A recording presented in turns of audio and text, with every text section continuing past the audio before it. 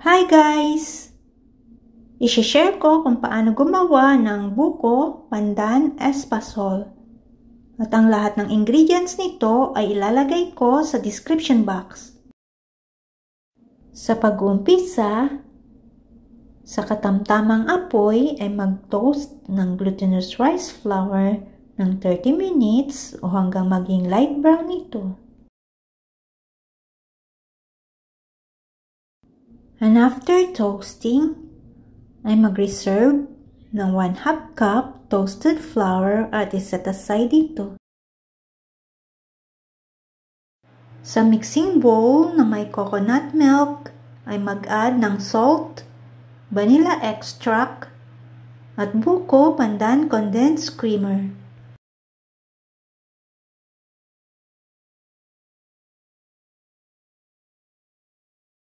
Pagkatapos ilagay ang buko condensed creamer, ay i-mix ito hanggang mag-combine ang lahat ng ingredients. Saka ilagay ang kalahati ng toasted flour at i-mix ito.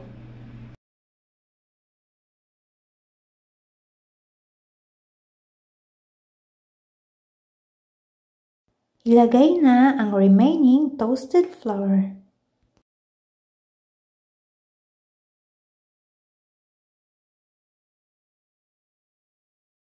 Mix it again until no lumps. Para madagdagan ang kulay nito, ay naglagay po ako ng buko pandan flavoring.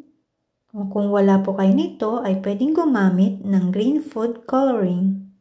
Saka i-mix itong maigi. After mixing, ay salain ang mixture habang nilalagay sa kawali na ginamit sa pag-toast ng flour. Ito po ay optional lamang na gagawin para masiguradong walang mga bubuong flour.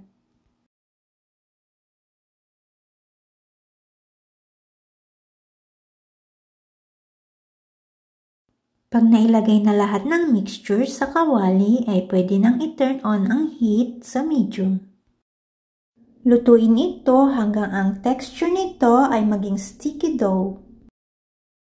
Palagi itong halo-haluin para hindi masunog ang ilalim nito at para pantay ang pagkakaluto nito.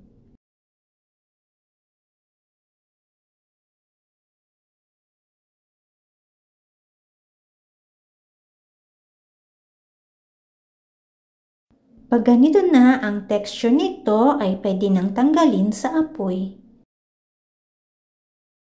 Bago isalin ang espasol sa square or rectangle pan, ay maglagay ng konting reserve toasted flour at spread ito.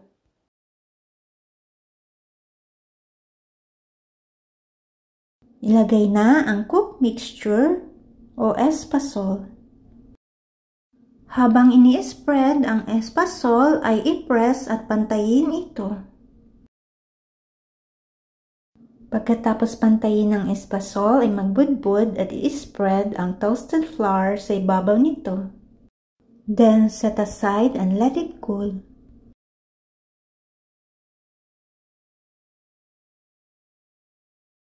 Pag malamig na ang espasol ay pwede na itong i-cut.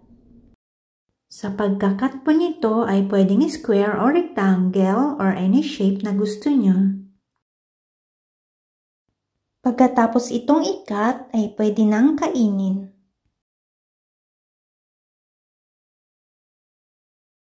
Pag gusto nyo itong pang business ay pwedeng ilagay sa plastic container. Maglagay muna ng konting toasted flour sa container bago ilagay ang espasol.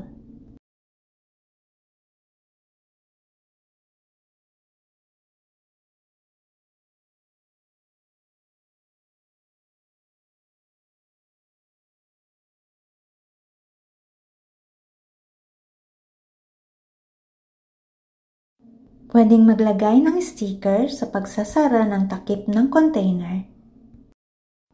Ito po ay optional lamang. At kung walang sticker, ay pwedeng gumamit ng stapler o scotch tape. Maglagay din ng scotch tape sa side nito.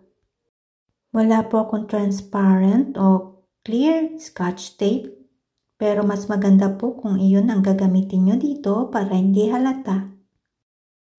Trust in the Lord with all your heart. Never rely on what you think you know. Proverbs 3 verse 5. Thanks for watching.